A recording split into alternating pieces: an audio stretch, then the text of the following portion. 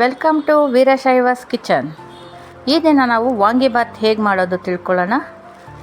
ಉದ್ದಿನಬೇಳೆ, ಕಡಲೆಬೇಳೆ, ಜೀರಿಗೆ, ಒಣಮೆಣಸಿನ್ಕಾಯಿ, ಕೊತ್ತಂಬರಿ, ಚಕ್ಕೆ ಮತ್ತು ಲವಂಗ, ಇದನ್ನು ನಾವು ವಾಂಗಿಬಾತ್ ಪೌಡ್ರಾಗಿ ಮಾಡ್ಕೋಬೋದು. ಹಾಗಾಗಿ ಇದನ್ನು ಹುರ್ಕೊಳ್ಳೋಣ ಚೆನ್ನಾಗಿ ಕೆಂಪಗಾಗೋಗೆ.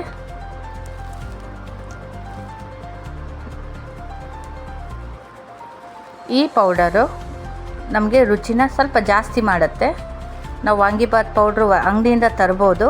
ಅದ್ರ ಜೊತೆಗೆ ಇದನ್ನು ಹಾಕೋದ್ರಿಂದ ನಮಗೆ ಖಾರ ಜಾಸ್ತಿ ಬೇಕು ಅನಿಸಿದ್ರೆ ಯೂಸ್ ಮಾಡ್ಕೋಬೋದು. ಈಗ ಇದನ್ನು ಆಡಿಸ್ಕೊಳ್ಳೋದಕ್ಕೆ ಶಿಫ್ಟ್ ಮಾಡ್ಕೊಳ್ಳೋಣ. ಹಾಗೆ ಅದ್ರ ಜೊತೆಗೆ ಕಾಯಿ ಮತ್ತು ವಾಂಗಿಬಾತ್ ಪೌಡ್ರು 1-2 ಸ್ಪೂನು. ಇದನ್ನೆಲ್ಲ ಹಾಕಿ ನೀರು ಹಾಕಿ ರುಬ್ಕೊಳ್ಳೋಣ. ಇದು ಗ್ರೇವಿ ಆಗಿರುತ್ತೆ ವಾಂಗಿಬಾತ್ಗೆ.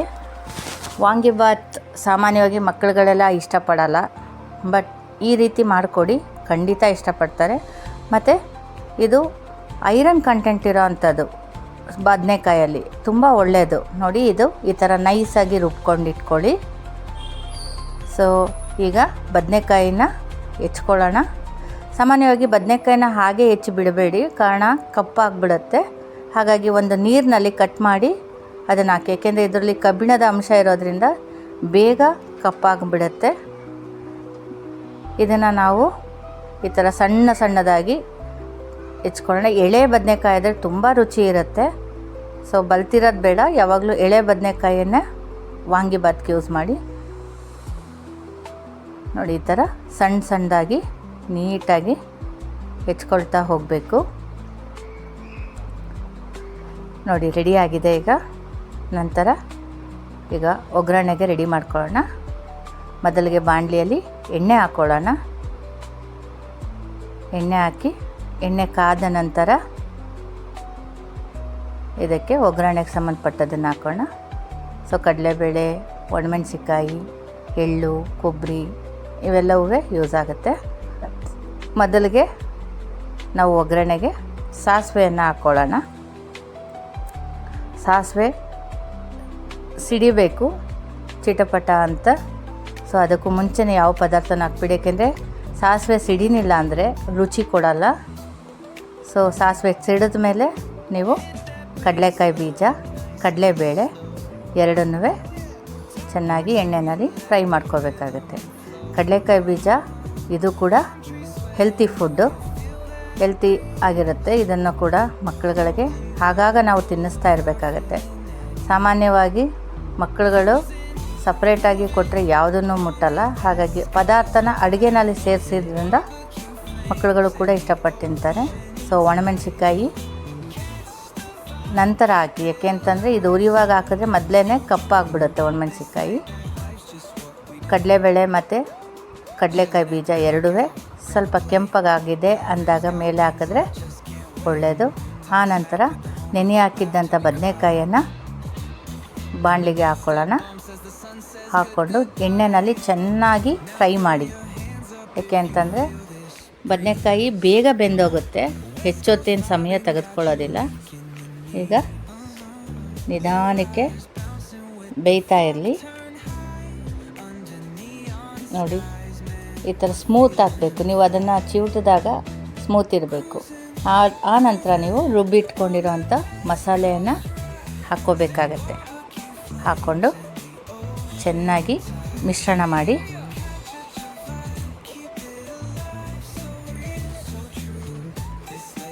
ಹಾಗೆ ಉಳಿದಂಥ ನೀರನ್ನು ಕೂಡ ಜಾರಿಂದ ತೊಳೆದು ಹಾಕ್ಕೊಂಡಿದ್ದೀನಿ. ಈಗ ಚೆನ್ನಾಗಿ ಮಿಶ್ರಣ ಮಾಡಿ ಈ ದಿನದ ಮಂತ್ರ: ನೀಲಾಂಜನಂ ಸಮಾಭಾಸಂ ರವಿಪುತ್ರಂ ಯಮಾಗ್ರಜಂ ಛಾಯಮಾರ್ತಾಂಡ ಸಂಭೂತಂ ತಂ ನಮಾಮಿ ಶನೈಶ್ವರಂ. ಇದು ಶನೈಶ್ವರ ಸ್ವಾಮಿಗೆ ಸೇರಿದ ಮಂತ್ರ. ಇದು ಕೂಡ ನವಗ್ರಹ ಸ್ತೋತ್ರದಲ್ಲಿ ಒಂದಾಗಿರುತ್ತೆ. ಈಗ ರುಚಿಗೆ ಅರಳುಪ್ಪನ್ನು ಬಳಸಿ. ಪುಡಿಯುಪ್ಪನ್ನು ಹಾಕೋದ್ರಿಂದ ಅಷ್ಟು ರುಚಿ ಇರೋದಿಲ್ಲ, ಹಾಗೆ ಒಳ್ಳೆಯದು ಅಲ್ಲ. ಹಾಗಾಗಿ ಮೊದಲೇ ನಾವು ಆದಷ್ಟು ಟೇಸ್ಟನ್ನು ಸಮ ಮಾಡೋದಕ್ಕೆ ಉಪ್ಪನ್ನು ಹಾಕ್ಕೋಬೋದು. ಸೊ ಈಗ ಬೆಲ್ಲ ಕೂಡ ನಾನು ಬೆರೆಸ್ತಾ ಇದ್ದೀನಿ, ಏಕೆಂದರೆ ಹುಳಿ ಖಾರದ ಜೊತೆಗೆ ಸಿಹಿ ಕೂಡ ಮಿಶ್ರಣ ಆದರೆ ರುಚಿ ದುಪ್ಪಟ್ಟಾಗುತ್ತೆ. ಹಾಗೆ ಬೆಲ್ಲದ ಅಂಶ ಕೂಡ ದೇಹನ ಸೇರುತ್ತೆ. ಸೊ ಹೀಗೆ ಮಿಶ್ರಣ ಮಾಡ್ತಾ ಸ್ವಲ್ಪ ತಳ ಹಿಡಿದಾಗ ನೋಡ್ಕೊಳ್ಳಿ. ಹಾಗೆ ನೀರನ್ನು ಬೆರೆಸಿ ನೀಟಾಗಿ ಕೈ ಆಡ್ತಾನೆ ಇರಿ. ಸೊ ಈಗ ರೆಡಿ ಆಗ್ತಾ ಇದೆ ಮತ್ತೊಂದು ಮಂತ್ರ. ಅರ್ಧಕಾಯಂ ಮಹಾವೀರ್ಯಂ ಚಂದ್ರಾದಿತ್ಯ ವಿಮರ್ಧನಂ ಸಿಂಹಿಕಾ ಗರ್ಭ ಸಂಭೂತಂ ತಂ ರಾಹುಂ ಪ್ರಣಮಾಮ್ಯಹಂ. ಸೊ ಇದು ರಾಹುಗೆ ಸೇರಿದ ಮಂತ್ರ. ಈಗ ಅನ್ನ ಹಾರಾಕಿಟ್ಕೊಳ್ಳಿ.